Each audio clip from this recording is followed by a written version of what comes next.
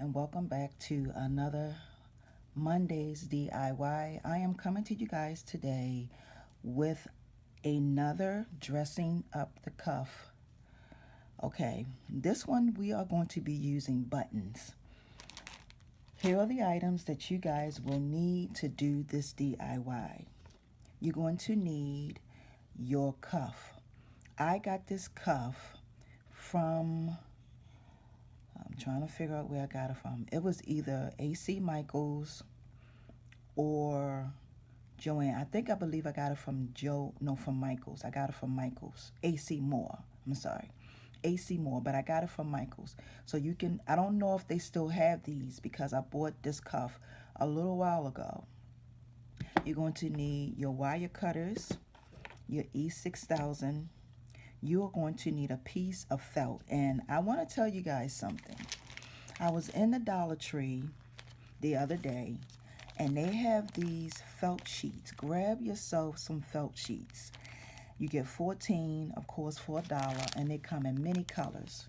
So I have a piece of felt, and I have some buttons. Now, I am actually not going to do the actual DIY because I've already done it. I am going to tell you guys and show you guys what I did, but I am not going to glue the items on the cuff, okay? So the very first thing that I did was, and I'm sorry y'all, of course you know you're going to need some scissors. The very first thing I did was I cut out my felt and I measured it to my cuff, okay? I measured it first, and I also went around the sides and I trimmed the sides of the felt. That's the first thing you do. Then the next thing you do is you take your E6000 and you put a generous amount of glue on top, okay?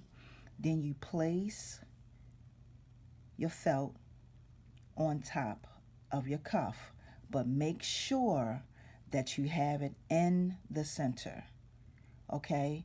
Now the next thing you want to do is once you have this on, then you want to start putting on your assortment of beads, now of buttons. Now it doesn't really matter how, or it is no specific way to do it, but you have to first get rid of the ends, the little things that's on the bottom of your buttons. You have to cut each one of those off so your button can be as flat as possible. Okay, and what you do is you just come and you just place your buttons on your cuff in the order that you would like them to be in. I thought I had cut some off. I guess I didn't. And you would just place it in the order that you would want them to be in, okay? Now, once this dries,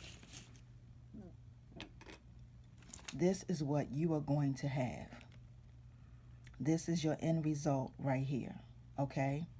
Now, the reason why I say use E6000 is because when you use a hot glue gun is good, okay? It's good for most things. But the difference with using a hot glue gun and the E6000 is that sometimes when you use a hot glue gun on anything, after a while, when you use it so much, it will fall off, okay? The thing I can say about this E6000, you guys, is that when you put it on, it gives you a nice tight. Your stuff will not come off, okay? So this is our end result of our cuff, and this is what you will have. Okay, this cuff I got is adjustable, and when you put it on, just squeeze it in, and this is how it would look on your wrist. Now, you can get, like I said, like I always specify, you can get any cuff to do this DIY. It doesn't have to be anything special. Get yourself some buttons. I got these buttons from Joann's Fabric. And You know, you get yourself a nice assortment of buttons and you can really make some real nice cuffs. So I want to thank you guys for tuning in for this DIY today. You guys have a wonderful, awesome week. Peace and blessings. Bye, y'all.